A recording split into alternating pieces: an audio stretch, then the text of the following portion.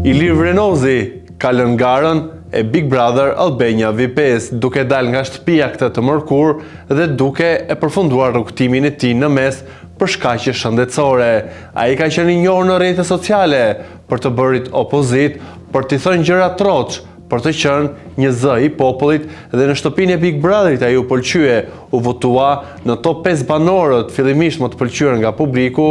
por nuk ishte shumë lojë, nuk ishte shumë situata dhe nuk ishte lojtar i zgjuar. Sa kaq në prajmin e së martës, publiku zgjodhi sërish, por këtë herë 3 të preferuar. E prisja që do të ishte Selin, nuk e prisja për Mirin, e prisja deri diku për Kristin. Pse them për Selin? Ajo këtë ditë ka treguar që është një lojtare dhe nuk është një valixhe tani më që mund ta përdori Miri si të doj apo jo. Ka treguar karakter në lojë gjatë prajmeve,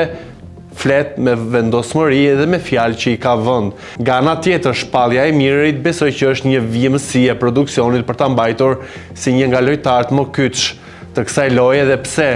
nëse do të lexojmë rrjetet sociale dhe do të interpretojmë ato çka ne lexojmë, Miri nuk është se pëlqejet shumë për shkak të statusit martesor që ai ka dhe për shkak të fërkimeve, të prekjeve, të shikimeve, të fjalëve, të vështrimeve, për ledhatimeve që ai bën ndaj Selin, pra një dashuri e ndaluar që po formësohet në shtëpinë e Big Brother Albania VIP5. Nga ana tjetër, speci i këtij edicioni, Kristi, lojtari që bën gjithçka për atë lojë me provokime, me një qetësi që e ka të vetën, padyshim që do të jetë tek preferuarit pasi edhe në Big Brother duhen personazhe si ai që ngacmojnë, që janë provokuar, që janë lojtar, që ka mendjen për të bërë intriga, që ka mendjen për të bërë lojë dhe padyshim kjo është një formulë që duhet dhe ecën në një format si Big Brother.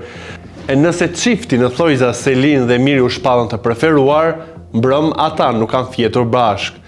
Shtrati shumë i diskutuar, shumë i komentuar dhe shumë i gjykuar në optikën e publikut, tani më nuk janë krah njëri tjetrit, janë veçmas, edhe pse Miri nuk ndahet dot nga Selin, edhe pse Miri vijon ende të ketë atë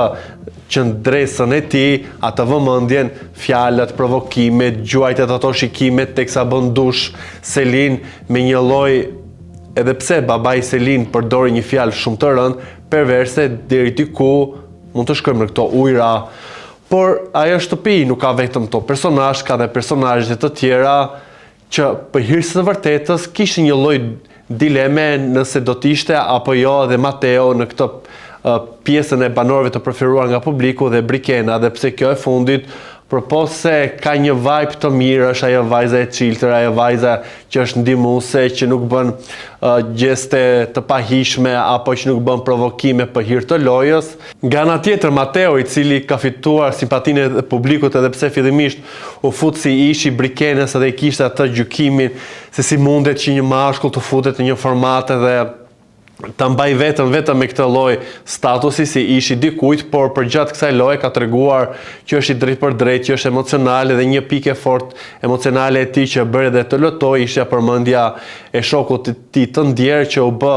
pa vedije nga banorët brenda shtëpisë, për që kjo gjë e preku dhe e tregoi tek publiku që ai preket qanë dhe nuk e ka problem, se bie kjo stigma që burrat nuk duhet të qajnë dhe duhet të jenë të fort. Sigurisht që shtëpia e Big Brotherit ka shumë dinamika, ka shumë lëvizje, por duke lënë me njan ata që për mua nuk sjellin të një vlerë të shtuar në një format gjigant siç është Big Brother, pra personazhet e ardhur nga përputhe, ku opinionistja Monika, edhe pse shumë e vrash në fjalorin e saj, ja tha